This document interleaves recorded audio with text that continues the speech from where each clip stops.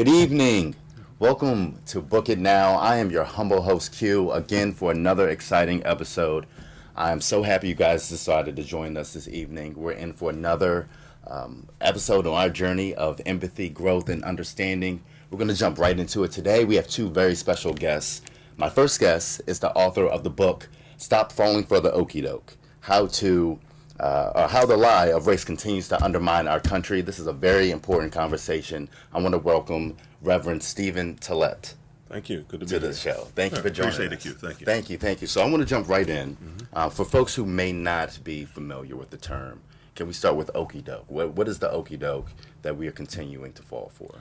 Well, okie doke is nonsense. Nonsense. It's a hustle. It's a scam. It's foolishness. If you look at the image with the book, you see sometimes we've been in a park and we'll see somebody playing 3-card Monte. Okay. You know, they've set it up in the park and you guess the card, you get the money. But you see the card he's flashing is the Joker. Right. So no matter what card we pick, frankly, all three of them are Jokers and we're the ones getting played.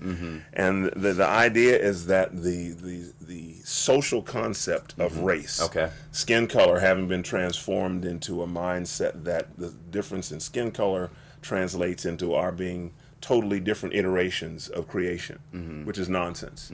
We are 99.9% plus the same genetically. Scientists have said over and over again that race is a social construct. It has no basis in science. And yet because we have fallen for that okie doke, fallen for that lie, that it continues to keep people of similar circumstances divided. And as a result of that, the folks that are getting paid keep getting paid, and then the people who are struggling, trying to make it, are busy battling with each other instead of focusing on the folks that are keeping them both struggling. Right.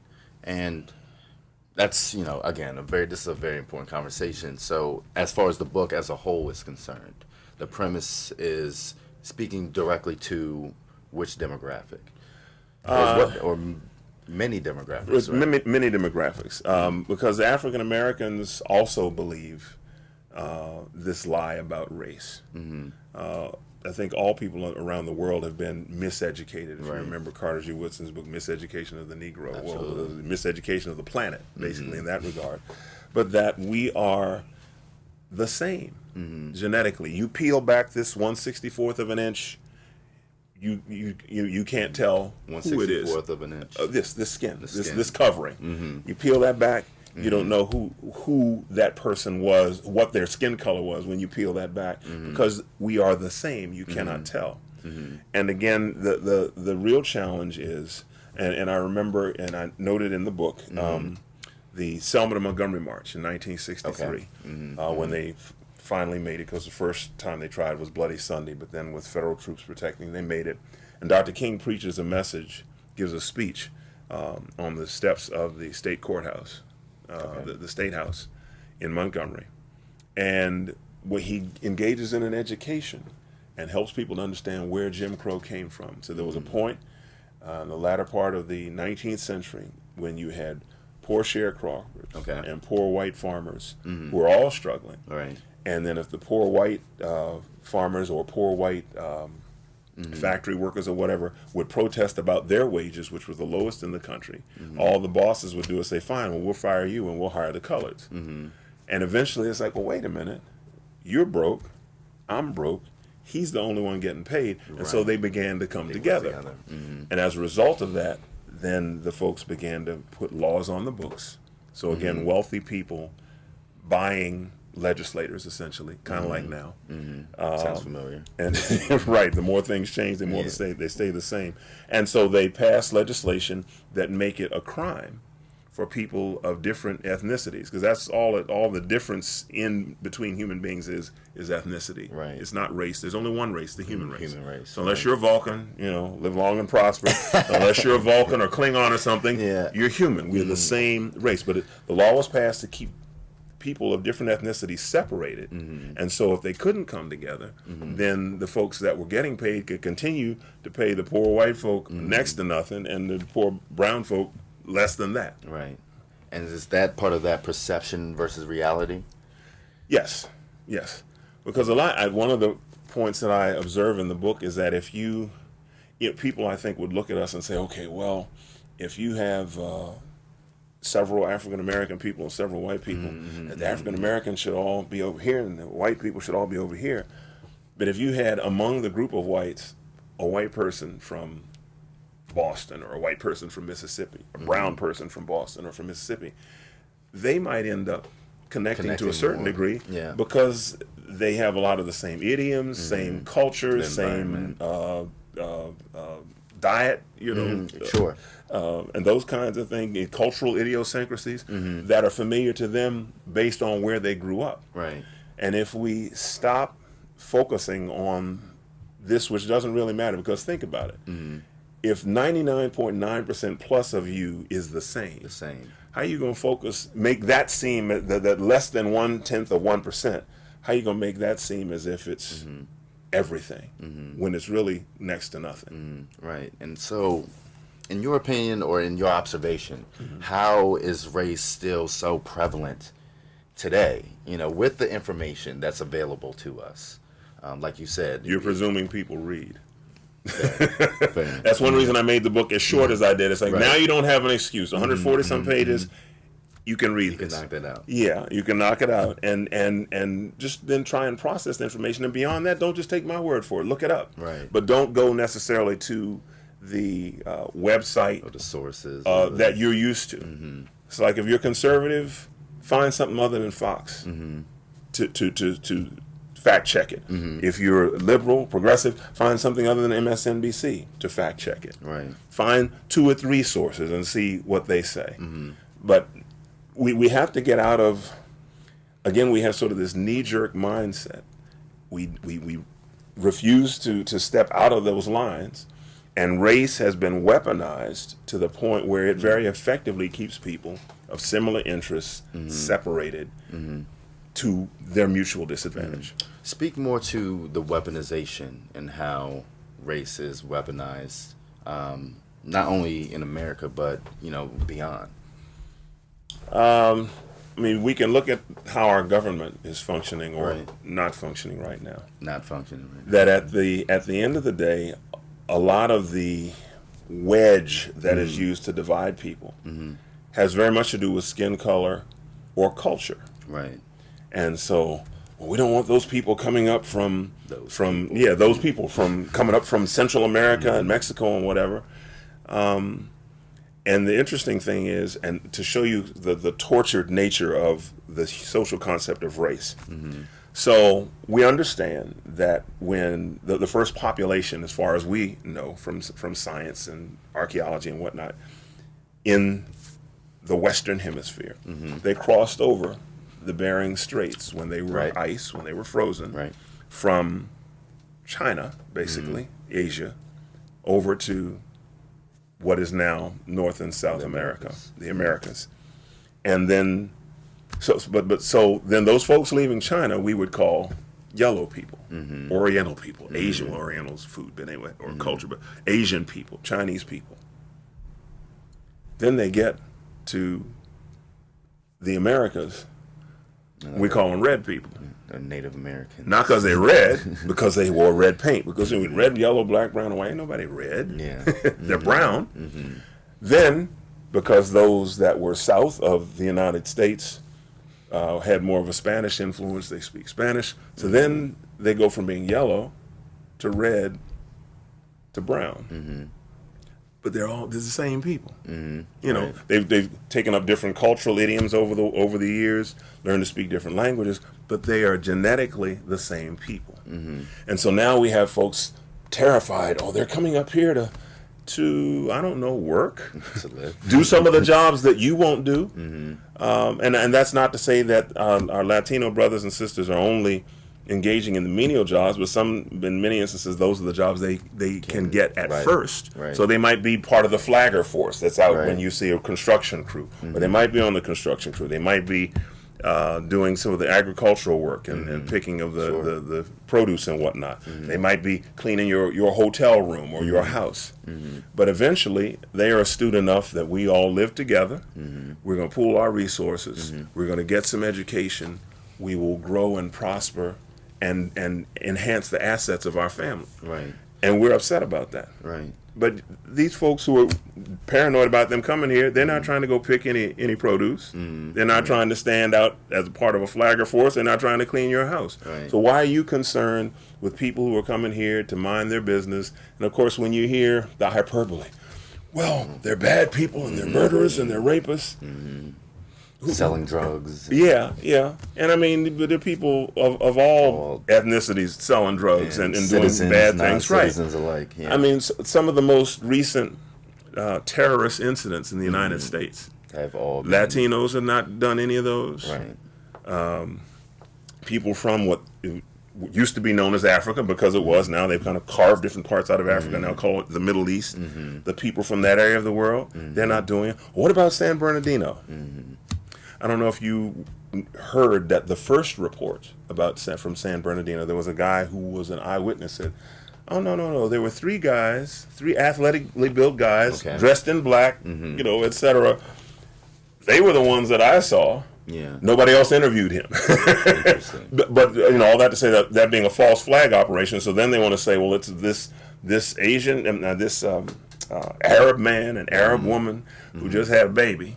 So, and she's a little tiny woman, like 5'5", and they came in and slaughtered all these people. And people are believing, falling for that okie doke, falling for that lie, allowing that to change their even any desire at all to accept. Right, defining. Right. Yeah. To misdefine. Yeah. And to the point where we are not interacting with each other as human beings at all. Right. And if you look beyond the United States and Europe and Australia and New Zealand, pretty much the entire rest of the world is brown. For sure. Even the Asians, mostly they call them yellow, but they're beige. Most of the world they're beige. Yeah. Okay. But the PMG, the people of the PGM, people of the global majority, 90% of the people on this planet are brown. Are people of color. Yep. And yet things have been so twisted and contorted that we have been taught to hate each other and to hate people that look different from us. Right. And then to bow down to the one group that is the smallest group on the planet. Right. And all I'm saying is we need to figure out how to, what Dr. King used to say, we'll either learn to live together as brothers or we will perish together as fools. Absolutely. Yeah. And why do you think it's so easy for the hate to be the default emotion instead of empathy, which we're trying to grow on here, or love, right? It's this, you're black, you're Mexican, which is Mexican. There's a whole. There's a whole. I'm from Honduras, home. I'm not from Mexico, but Mexican, right? Yeah. So why do you think it's so easy for the hate to be the dominant emotion displayed by folks? We have been assimilated to hate, whether it's even within our own community, where after stolen Africans were enslaved here on these shores. And then as some of our foreparents became lighter and lighter because massa kept coming back to our ancestors' cabins and impregnating them. And then there's a division between lighter-skinned brown people and darker-skinned brown people. And we all, I don't know about your family reunion, but at my family reunion, you got lottie-dottie and everybody.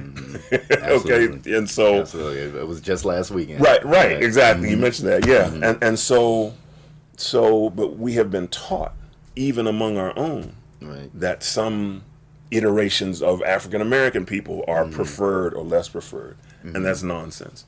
So when that is the default, when that is how we've been taught and acculturated and assimilated as a country, that's all people know. Right. They don't get the proper information in the propaganda that is taught as history in school. Because a lot of this information I came into in my 30s. Right, okay. At that point I got a master's degree and all of that, but I said, how did I not know these things? Well, they didn't teach those things. And my daughter, who is now a reporter down in Raleigh, North Carolina, she gave me A People's History of the United States by Professor Howard Zinn. Okay. And that opened, that changed my life. And since then I've just really been on a quest to learn more about the truth and then to disseminate it as much as I can.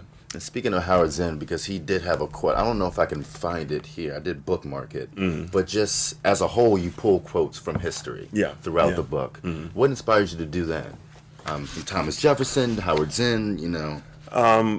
You pull quotes from history because if all I'm doing is telling you what I think, right, then it's like, well, that's just Tillett talking. But if I'm able to quote other folks from history, people like, for instance, right now we're dealing with a lot of,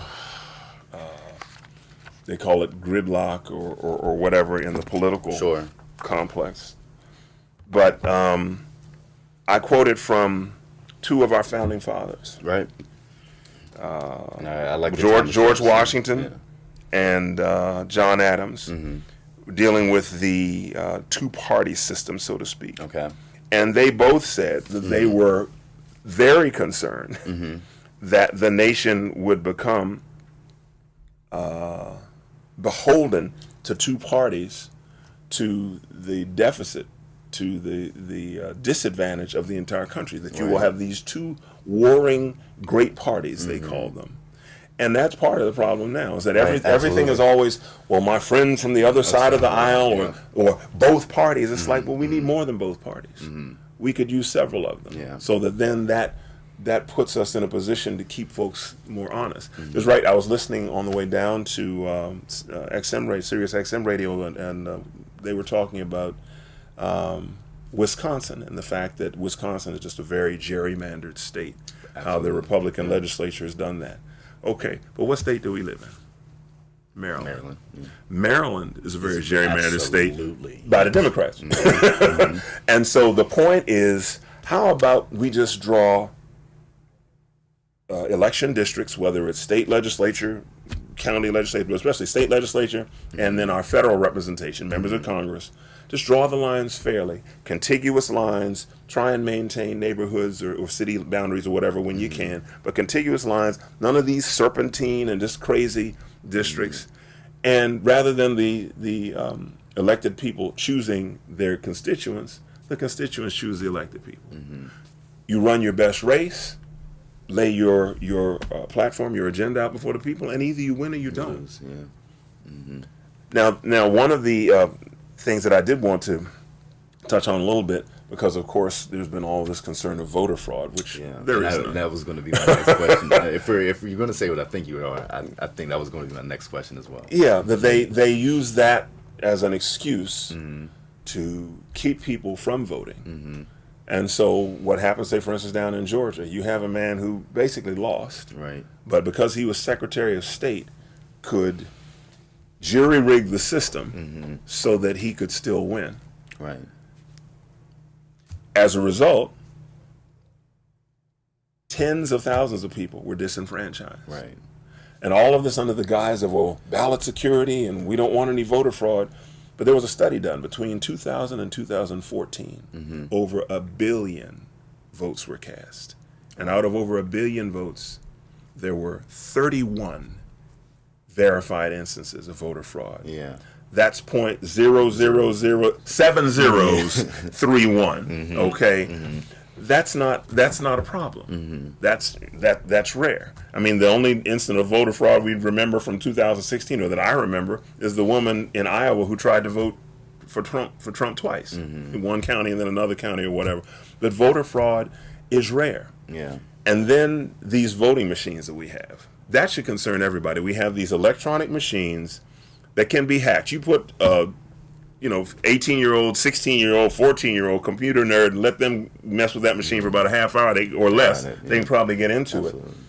And there was a man named Ethan Gibbs who, after the debacle in 2000 in Florida, where the Supreme Court decided, you all can stop counting votes now. They gave the election to George W. Bush.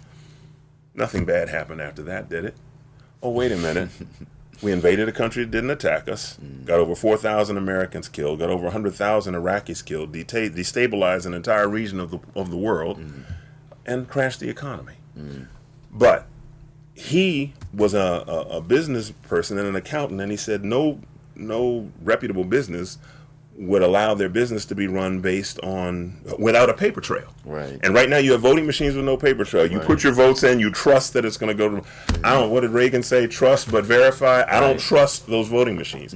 Eighth and Gibbs produced a machine that when you cast your vote, it would print out, or you would register what you wanted your vote to be. It would print out a copy of what your votes were. You would look at it, make sure it was proper. Then you would click send, and you would drop the paper ballot in the collector beside the voting machine. Interesting. So that if there's ever a recount, the paper ballots, which you looked at and verified that that was your vote.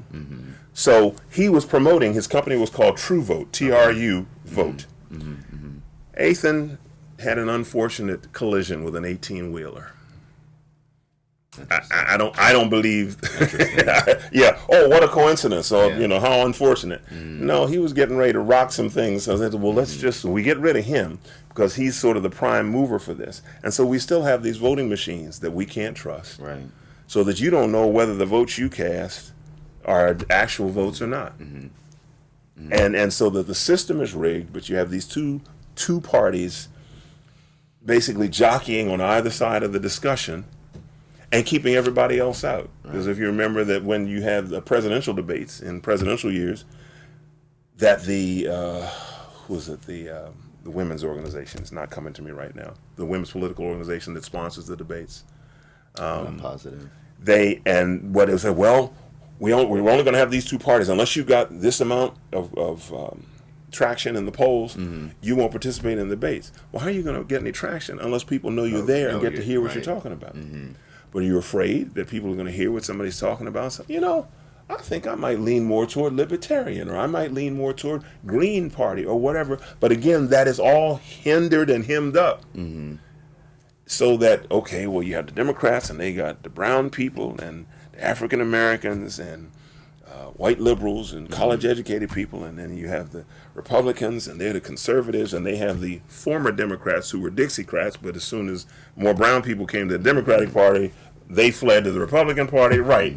You know, we changed T-shirts in the middle of the game, and that's the game we're going to play. And I'm arguing that we need to stop falling for the okie doke, change the equation, and really give people some choices with ballots and voting apparatus that is accountable, not run by a company that is tethered to one party or another. I think the Diebold Corporation give a whole lot of money to Republicans. I would be just as disgusted if they gave a lot of money to Democrats. I don't want the people with my voting machines giving money to any party. Just give me a voting machine that works with a paper trail. And with voting, and especially with this most recent presidential election, the Electoral College was a big concern for people. And you talk about the Electoral College in 1870, I believe. No. 1780. Excuse me. Well, in the 1780s, and when relation to ethnicism. Right, exactly. And so I don't refer to it as racism, because basically we're talking about ethnic differences. So I refer to it as ethnicism instead of racism. But James Madison, who was of course one of the founding fathers, wrote a piece in the Federalist Papers about the Electoral College, and he said that the Electoral College was necessary in order to deal with the Negro question. Because on account of Negroes, they couldn't allow the South, the southern states, to have the Negroes to count for as much as our population was there, which therefore might swing more things toward the South. So in order to obviate this, he said, we created the Electoral College, which seemed to have the least amount of objections. So if that's what you needed to do to form the Union in 1788, 89, okay, I get that. But after the Civil War, there is no more Negro question, in the sense that the slave vote was now, you have enslaved Africans who have been freed, African Americans who are freed, 13, 14, 15 amendments give them the right to vote, own property, et cetera, et cetera. So you don't need that anymore. And so that has been an albatross for our country for the last 140 plus years that has yielded horrible results. The election of 1876, Hayes Tilden, Samuel J. Tilden, Rutherford B. Hayes, Tilden won a majority of the popular vote, kind of like Hillary. Well, actually, Clinton didn't win a majority. She won a plurality. She had almost, no, because there were two other candidates. So she didn't get over 50%. But she had almost 3 million more than the other guy. But Tilden had a majority of the vote, but didn't have enough to get over the hump with the Electoral College. And so then the southern states, and think about this, they had just been traitors to the Union, treason against the Union, a war that cost hundreds of thousands of lives of brother killing brother, basically. And now they are allowed to control a presidential election 8 years after coming back. It was 1865, so 11 years after being admitted back into the Union, or losing a war and having to come back to the Union. And so they said, well, we'll throw our support to you, Mr. Hayes, if you will take the Reconstruction troops, the northern troops, out of the South. Right. So after just 11 years of Reconstruction, the troops are pulled back. The Southern aristocracy and others reassume positions of power and authority and control. Then they start having sharecropping. They have vagrancy laws. If you walk around, you don't have a job, you don't look like you have a job, then they're enslaving you again, basically forced labor.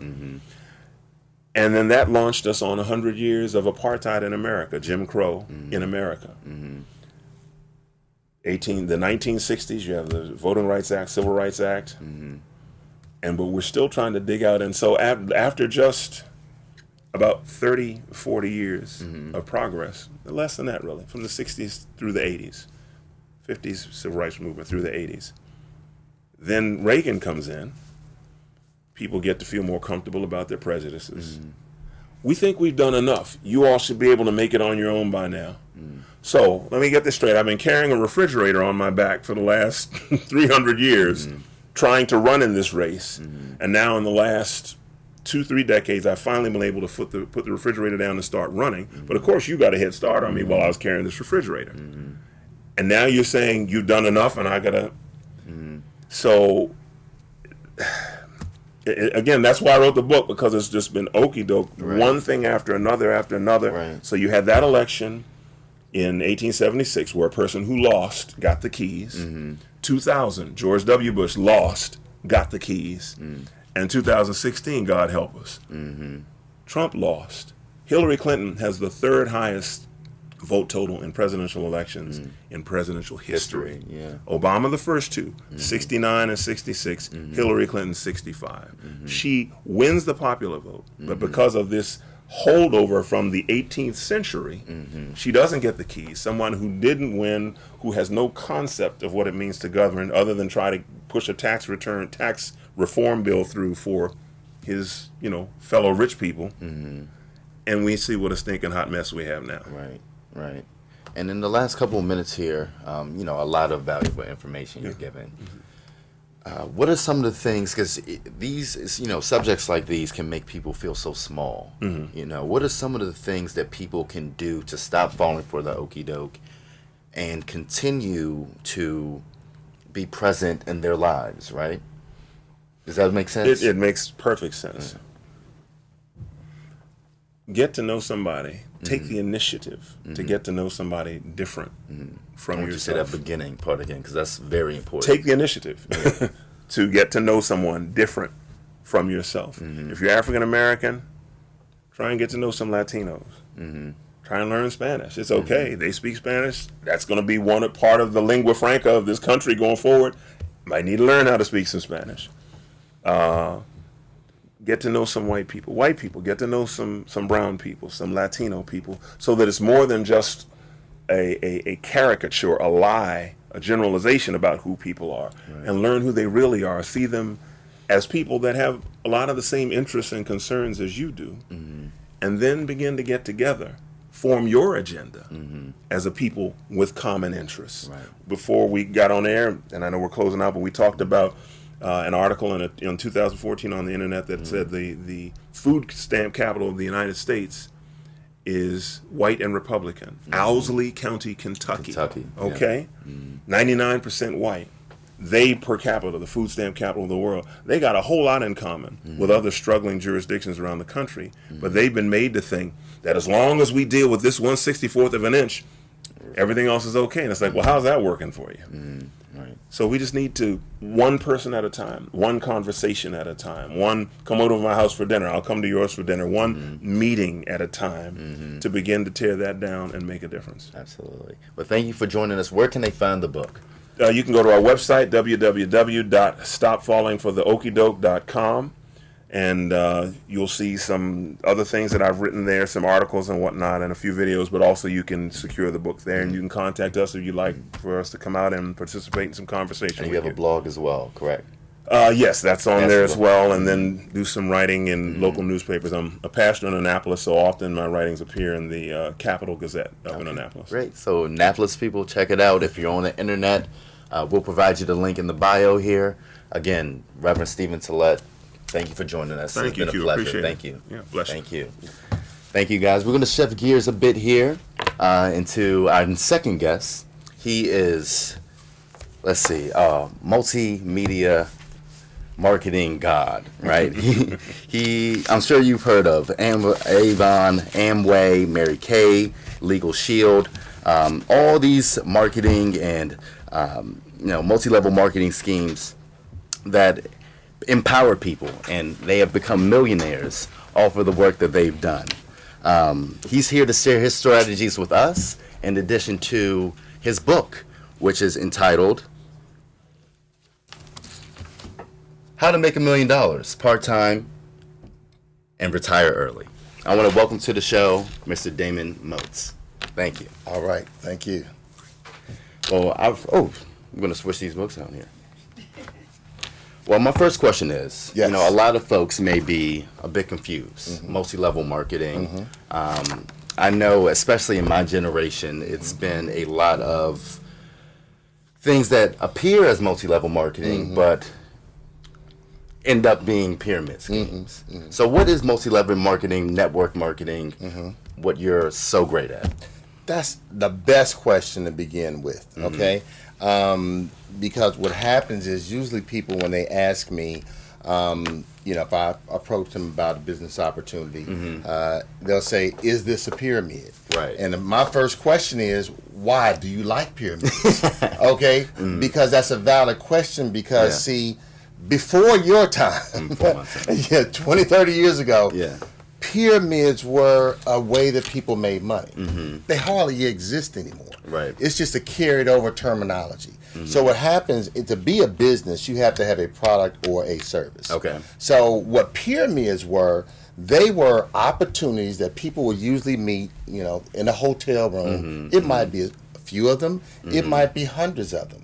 And then one person would put their $100 in a hat, and they would pass it down. The person at the end of the road, per se, would get to take the hat home that week. Okay. Wow. And literally. And then next week, everybody came, and you would just, until you moved down to that seat where you got to take the pot of money home, those were pyramids.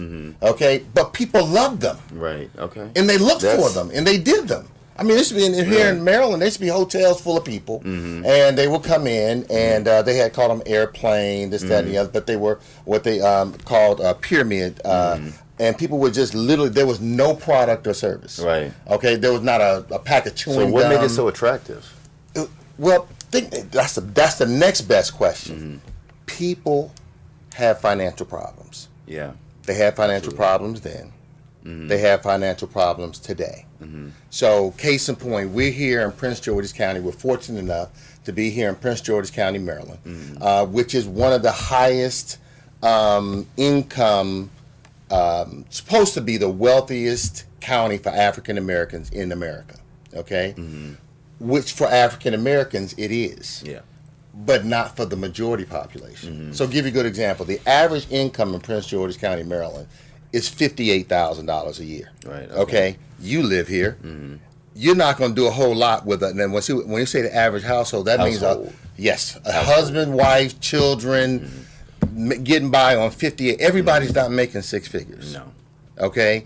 And so what happens is people, and we know our housing prices have just absolutely escalated. So the price of living, whether it's housing, food, automobiles, all the economic factors have just literally gone through, but they've always been expensive in America. So what happens here, people's income have never been able to keep up with their dreams, which lead to their inflation. Right. So there is inflation in economics, but there's also the dreams you have. Right. So you can't quite afford that Mercedes. You probably should have got, a Pacer that no longer exists. Okay, but exactly. Okay, so but you went and got that Bentley. Yeah. But you couldn't afford that. But that's inflation. Right. That caused you an economic situation in your household, which now you say, I got to look for extra money. Because what happens is you may or may not be able to just jump out there and get a promotion on your job to increase your income. Right. Okay, you may be maxed out. Okay, in the federal government, you may be maxed out. So, but you might have maxed out in your income level, but you went out and bought that new house anyway, and that new car, and you still want to keep up with the vacations. So, therefore, that's inflation that happens in your household. Right. So, there's economic inflation in the overall economy. Then there's inflation that happens in your household. Right. Okay, so which you sometimes control. And so what happens, people have always looked for additional with the part-time job. Yeah. Right now, they say that the job market is robust. Some places 3, 4, 5% unemployment, which is supposed to be pretty good. But if you're working 3 jobs, literally 3 jobs, you may have a job. Okay, yes, exactly, and you're so you're not saying I'm not participating in that economic uptick that's going on, because this area we happen to live in has been blessed by the IT boom. So I call this Silicon Valley Midwest or East, because many of the companies that are out west in Silicon Valley are right here in the DMV. Now, they're in Northern Virginia predominantly. Okay, you go out the I-66 corridor. But right here in Prince George's County, there's no IT corridor. So we don't have many 6-figure jobs. So the majority of people and I know that make 6 figures don't make it working right here in Prince George's County. They make it, they have to, that's why, I live in Fort Washington and go up 210. You can't even, it's a bumper to bumper getting into D.C. in the morning, because everybody has to exit out of the county. Okay, so, and I'm giving you reasons why people look for extra money. Okay, so all of this backdrop leads to people, and they're sitting in that traffic at 5:30 in the morning saying, I gotta find a better way. Now they might be making 150 on their job. They might be making 130. But if you're living in a situation where you need 250, okay, because you bought that new house, the mortgage doubled, or we had I'm a real estate broker, okay, full time, which I love real estate and I love direct sales network marketing. Right. So people have always needed additional money. So whether it's network marketing, whether it's doing real estate part time, whether it's a part time job, whatever. It is the whole reason that these exist is because, first of all, you got to make a living. Right. Okay. Sure. And business, so to differentiate a quote unquote pyramid from a legitimate network marketing direct sales business, they have to have a product. Okay. Or a service. Okay. And that's really the distinction. So if a person asks you, for the audience who's listening out there, if a person ever asks you, is this a pyramid? The first thing you want to ask them is, why do you like pyramids? Okay. Because first of all, most people don't even know what a pyramid is. Right. I mean, if they've never been involved in one, they heard it from somewhere else. But they were literally people who used to look for pyramid schemes. Sure. Okay. Yeah. So what happens, businesses aren't schemes. They're businesses. When they got a product or a service, they're a business. Right. When you have no product or service, you're a scheme. Right. That's the difference. Okay. And so, but people look for them because people needed to try to find a way to make some additional money. Right. So what happens, those never last. Okay, so because there's no product or service, so the government start cracking down, because after a while, people they're passing the hat, somebody takes them, but then all of a sudden it starts drying up. People stop showing up, and there's no money to nobody. So you're sitting at the end of the seat waiting on everybody to pass the money down that week, and there's no money. Nothing. Right. And now you're going to the government saying, I was robbed. No, you knew what you were getting into. Right. You were looking for a pyramid opportunity. These are businesses. Right. And what led you, as you mentioned, full-time real estate broker, what led you to multi-level marketing? Excellent question. So before I got into real estate, I was a pharmaceutical sales representative. Okay.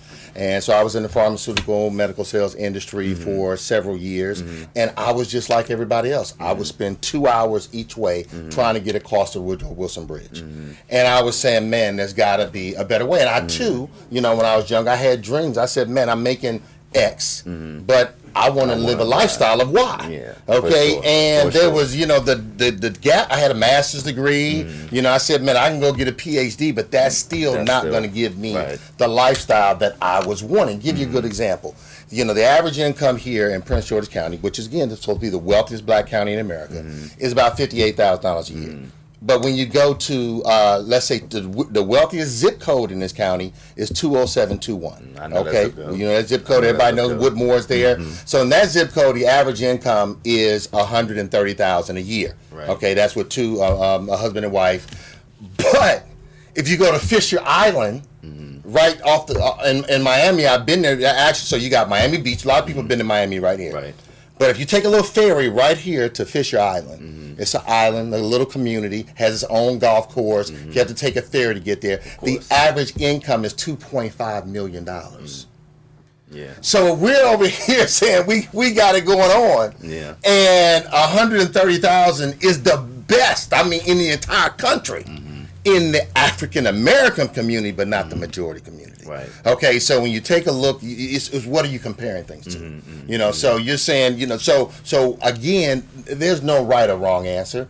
It's whatever your lifestyle you decide that you want, but then you got to find a way to pay for it. Right. And sometimes your job and several degrees, which I got, and I recommend everybody get several. Okay. May not put you on the path to do it. You may need to go into business. Right. And so that's what got me when I was in pharmaceutical and medical sales. My first company was a company called Excel Telecommunications back in 1995. And that was after about a year doing that business, I was making more part-time than I was on my good pharmaceutical job. And so I decided to become a full-time entrepreneur and been that way for the last 25 years. But what led you to multi-level marketing in particular? And this is kind of a two-part question. What led you to that, and what are the qualities of a successful marketer? Okay, so what I did when I said, you know what, I make great money, I can see making 100,000, 150,000. I might even get to 200,000 here in my great pharmaceutical job. But I have visions of $1 million lifestyle. Okay, $1 million per year income lifestyle. It wasn't going to happen there. Sure. Okay, so I started looking at franchises. Okay, so I went to several opportunity meetings for McDonald's and other franchises, and they were saying they wanted $300,000 to $500,000 up front. I had $3,000 to $5,000. Okay, not $300,000 to $500,000. So I was basically, as many people are, unfortunately, I was moved out of the conversation to come up with the money for a franchise. Right. Okay, so a buddy of mine came to me, a guy named Bob Fields, and I heard him on the radio just like this one day talking about the real estate industry. Right. And he was a mortgage broker. So I went in one day to his office, which happened to be down the street from my house over in Suitland. Okay. And to talk to him about the real estate mortgage business.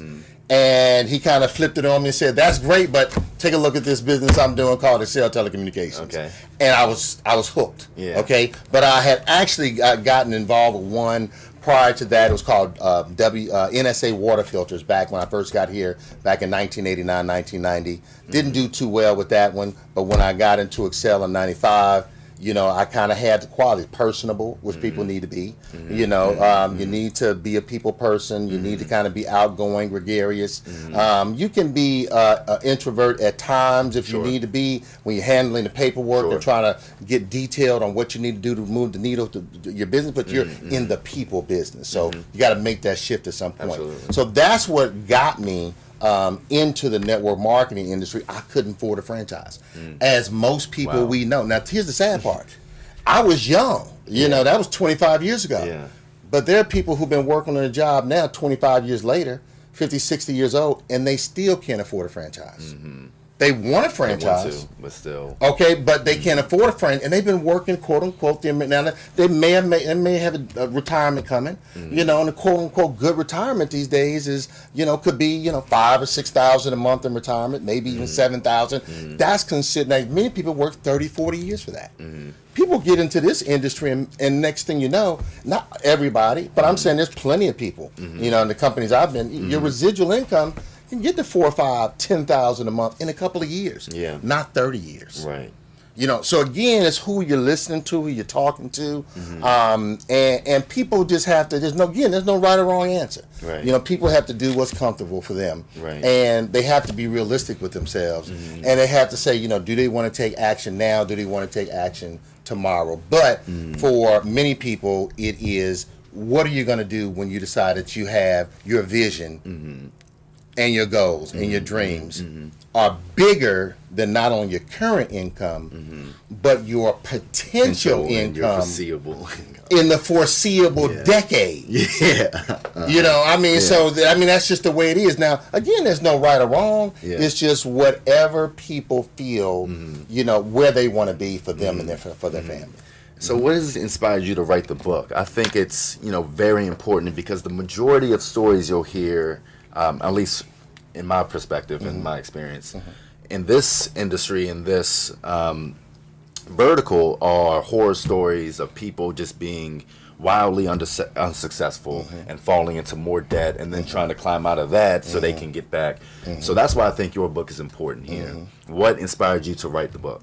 Excellent question. So that very reason, because a lot of people are unsuccessful in this, but the majority of people are unsuccessful at entrepreneurship. Period. Okay, Absolutely. 8 out of 10 barbershops or hair salons that open up today will be closed in 5 years. 8 out of 10. So what's that, 3 to 5 year gap? Yeah. So they're gonna be they'll be gone. So it doesn't matter whether it is this business. That's just because most of our jobs don't train you to be entrepreneurs. Right. They train you to screw that widget, whatever it might be, but they don't give you the full 365 degree picture of, okay, let me put you over here in accounting. Right. Let me put you over here in bookkeeping. Let me put you over here in marketing. Let me put you over here in management, to get the full 360 degree picture. So even if you've been working as an quote unquote executive in your capacity in corporate America, government, whatever it might be, when you come into this industry, you're a student again, because there's a lot about entrepreneurship that you need to learn and know. So what happens is most people are unsuccessful because they've never been taught entrepreneurship. They've never been taught certain skills. So what happens is, I tell people, get into the industry with whatever company. Okay, you might be fortunate enough to join the best company, around your first time out, or you might have to kiss a lot of frogs like I did. Okay, and join a couple of horrible companies. Okay, that and the thing is, most people who don't make money is because they don't go to work. Be honest with you. Most of those horror stories. Now, there are some horrible companies out there. Do not get me wrong. There are some companies that should be shut down today. Okay, they are absolutely running a horrible business. The pay plans are absolutely terrible. The management is terrible. But that's in any industry. We probably work for a couple of companies that are like that. For sure. Okay, in the traditional brick and mortar business. So that's not this. We have no corner to market in this industry on a bad company. But I tell people, pick a company because you need to learn. You need to learn work ethic, follow up, okay, persistency, okay, consistency. So there's certain skill sets that people have to learn, but if they don't put themselves in this environment, and some people who are smart say, you know what, I don't have certain skill set, but let me go ahead and put myself in this industry with whatever company somebody came to me with, and then because I know I don't have the necessary skills to be successful today, let me learn. Okay. Most people come in, they enroll. Okay, they may buy X amount of product, and then they sit back and say, okay, you when you told me everybody's making all this money, so I'm just going to sit back and wait on my millions to come. Yeah, you told me. It has nothing to do most times with the company. Most people. So a lot of times when I hear that, in one ear it goes out the other, because people just have heart. Because here's the deal: they've never been entrepreneurs. Think about it. If you're a child and you're used to your parents feeding you every day. Every day. At what point do you learn to go and cook for yourself? Without them teaching you. Okay? So what happens, many people have been entrepreneurs all their life. Excuse me, employees all their life. Didn't have any desire to be anything but an employee. And then some people became entrepreneurs, unfortunately, by circumstance. Company shut down. Let them go. they're over 50 like me. Right. That ageism is real. You know, absolutely. it's real. You start, you know, at 30, I could have sent a resume out there and got hired tomorrow with a master's degree, you know, headed to a PhD. Today at over 50, they're like, he's too old. They're like, we can get, you know, 6 people for what he wants. Right. Okay, and younger, more energetic. Yeah. So this is real. So you have these people over 50 years old that are losing jobs, and because see, technology is not slowing down at all. It's going robots, and I tell people out there, get into whatever you're doing, get into learning how to, you know, use robots. You know, the flying little drones, and get into it because it's not slowing down. No, it's not going in. The robots will be doing all of these jobs that we're doing in a very short period of time. So if you're 50 right now, you may live to be 80 or 90. You may have 20 or 30 good years of living. If you don't get certain skills, you're going to be relegated to low-paying jobs, which is going to keep you in a situation of economic desperation.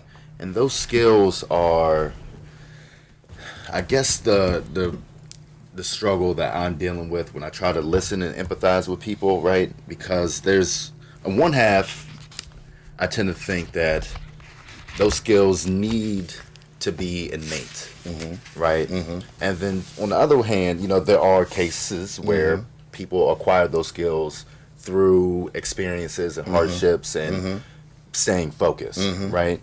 So in your opinion, do you think it has to be something that's internal, that either drives that entrepreneurial spirit? Because for the folks that don't have it, they tend, in my perspective, be the ones that are unsuccessful.